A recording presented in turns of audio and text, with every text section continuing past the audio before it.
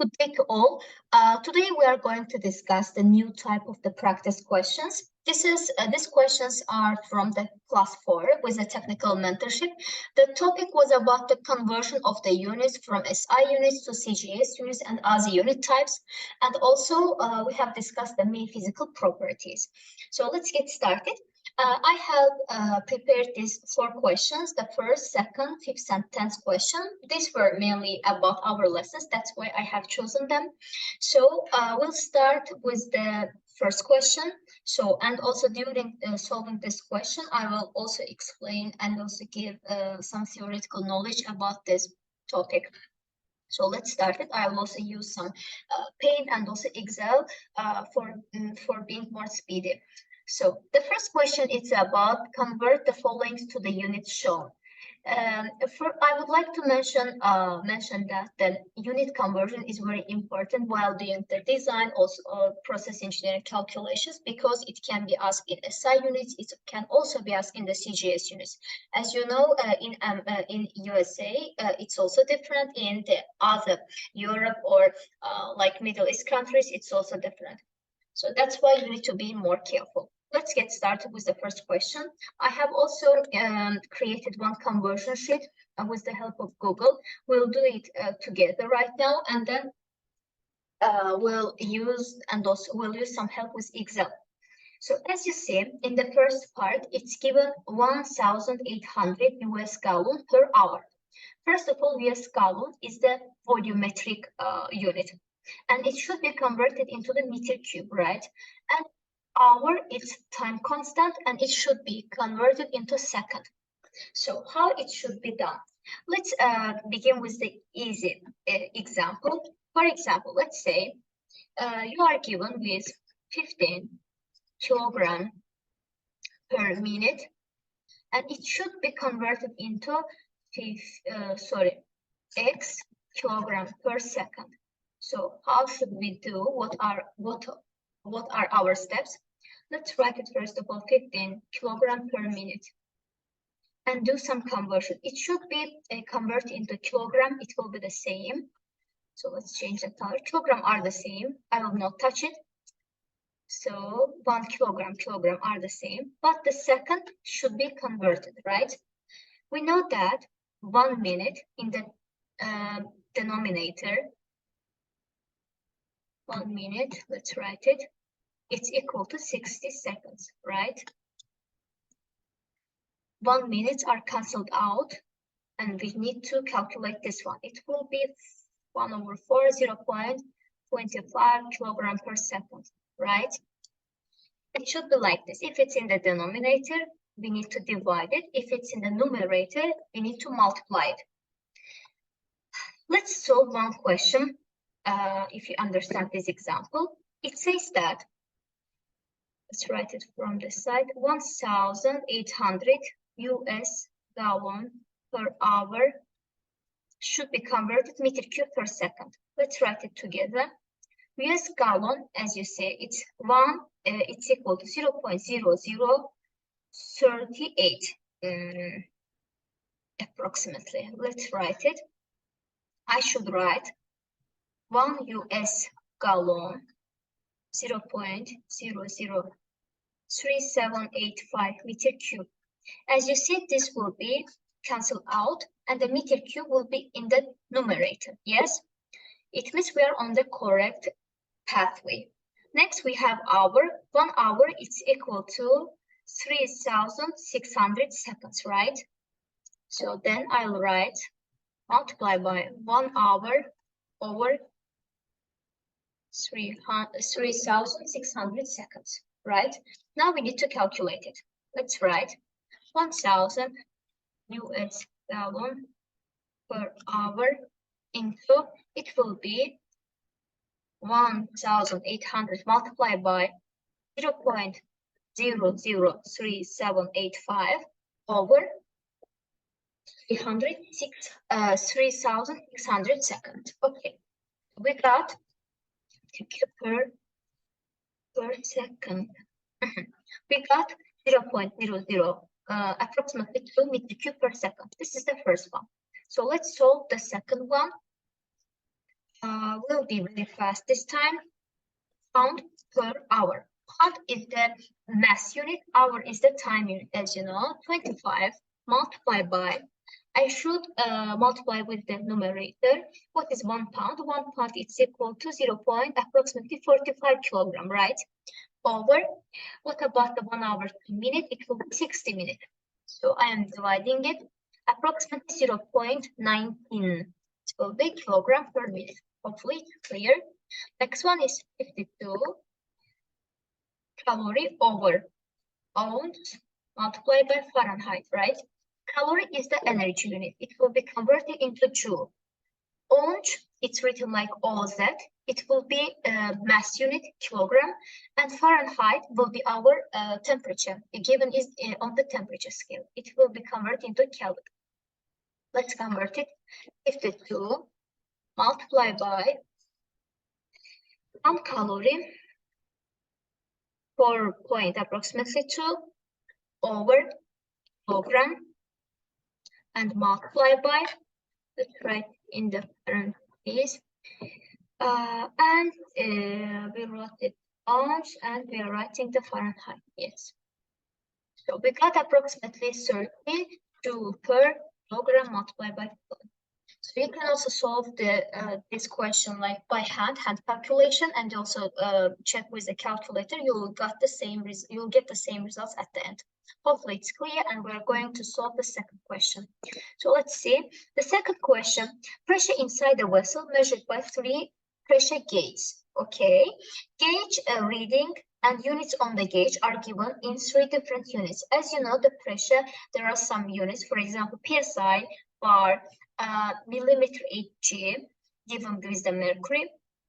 And also we have the other, for example, Pascal, yes? In the second question, I am here. In the second question, again, I need to see what is the conversion, right? First of all, 1 psi gauge, by the way, it's given in the units gauge, right? What was the gauge pressure? It was taken like the reference point as atmosphere, and the atmosphere will be given as 0, and the plus this side will be positive, but the minus vacuum will be the negative side, right? First of all, the psi gauge. The psi gauge, 1 psi gauge is equal to 0.0689 something bar gauge. I have all of them were converted into bar gauge to see the differences, right? And 10 psi will be equal to multiply by this conversion. It will be equal to 0.69 approximately. It means we got 0.69. Let me change the color. Okay. Next, 0.7 bar gauge. It's given in the same unit. That's why I haven't touched it. The third one, 1 millimeter Hg mercury. When it's converted into a bar gauge, it will be 0.00133 something, right? And 50 will be equal to 0.067. As you see, 0.69 approximately is 0.7, right? These two values are too close to each other. That's why we say that both of them are correct.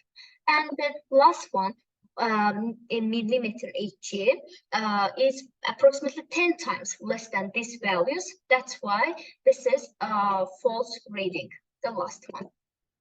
Okay, if it's like 500, it will be approximately 0.7, and we could take it as well, but it's given 50, that's why it's not correct. Next question, Q5. The feed-through chemical reactor must be heated from 60 Fahrenheit to 180 Fahrenheit. Express this temperature, and temperature increases in centigrade, Rankine, and Kelvin.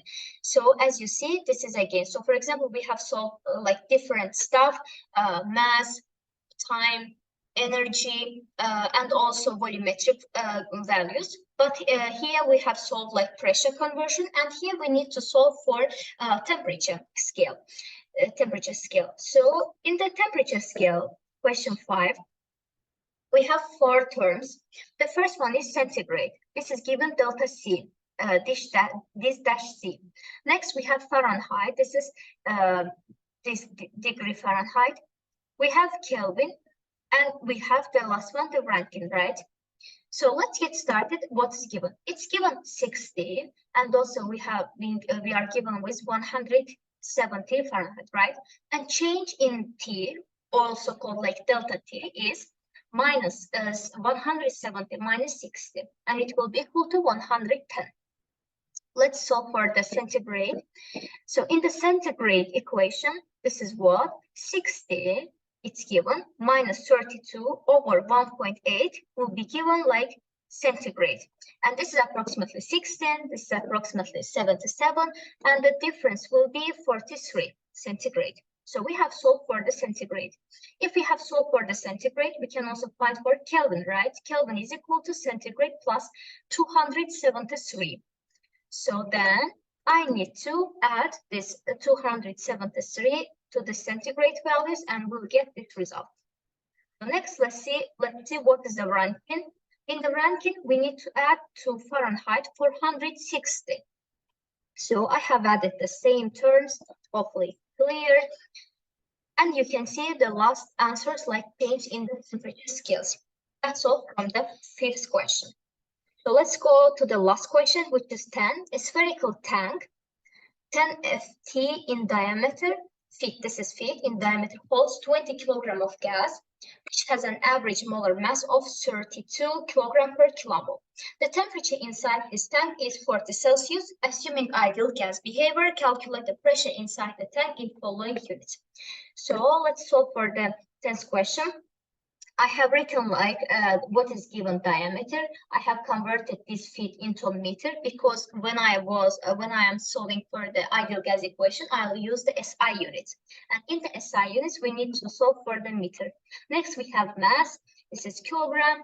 Mass molecular weight also given, and temperature is 40 Celsius. I have converted into the Kelvin cycle, and our universal gas constant is given. So most probably you know that the PV is equal to nRT, right? This is ideal gas equation. So we are given with mass and molecular weight. That's why I need to also express it. PV is equal to m over mass over molecular weight multiplied by RT. So let's see what are the variables given. M mass is given, molecular weight is given, R that we know this is universal gas constant, temperature are given. So we need to determine this P, and we don't know what is V. So let's think about this, how to find this V, volume. So as a keyword in the question, it was said that this spherical tank and diameter was given. So as a keyword, I can solve it to find this V is equal to 4 over 3 P R squared, right? And we know what is the diameter, then we can calculate it. Let's write 4 over 3 multiplied by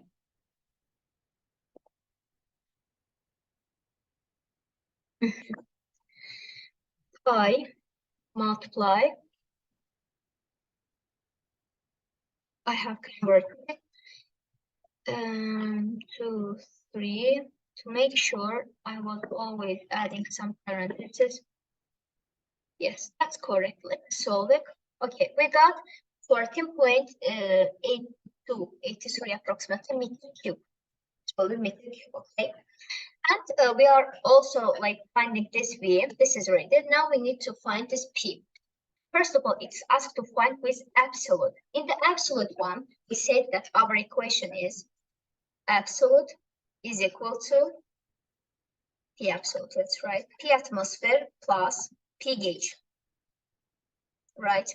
So without P atmosphere, it will be P gauge, and plus P atmosphere will be P absolute. Let's write also the P atmospheric value. It's equal to I'll calculate with Pascal. That's why I will keep it with Pascal. It's approximately 101.325 Pascal. No, Pascal, but this is Pascal. I have converted it. So now let's calculate P gauge. First of all, P gauge is enough. Let's do it. P gauge is equal to nRT over V, right? I will write in this way. M over mass over molecular weight. Mass is given over molecular weight multiplied by R multiplied by temperature. Here it is. And also be careful that, so 20 kilogram over 32, it will be kilomole in terms of kilomole, but it should be converted into mole, because in the R gas constant, it's also mole. I need to multiply it with 1000 because, as I say, this 32 kilogram of kilomole is very important.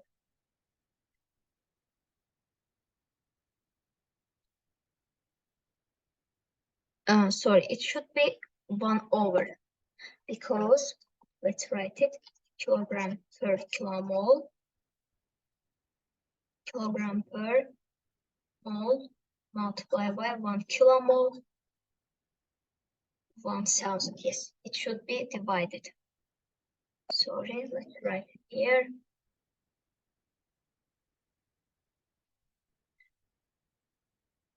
It will be easier to write it here. 1000.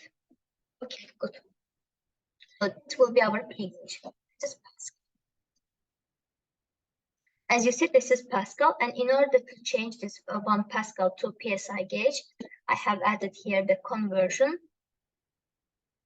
Let's see, and this is equal to multiplied by 0.3014 psi gauge. This will be our psi gauge value. Now let's find what about the absolute value. In the absolute value, as I said, I need to also add P at it's equal to pH plus atmosphere, right? It will be again Pascal, and in order to change it, so we'll multiply it again this value, and we got approximately 14.7 psi. I absolutely say. So that's all from the class 4 theoretical and also practical questions. We can see it here. That's all, and in the next class we'll solve some material and energy balance problems. See you.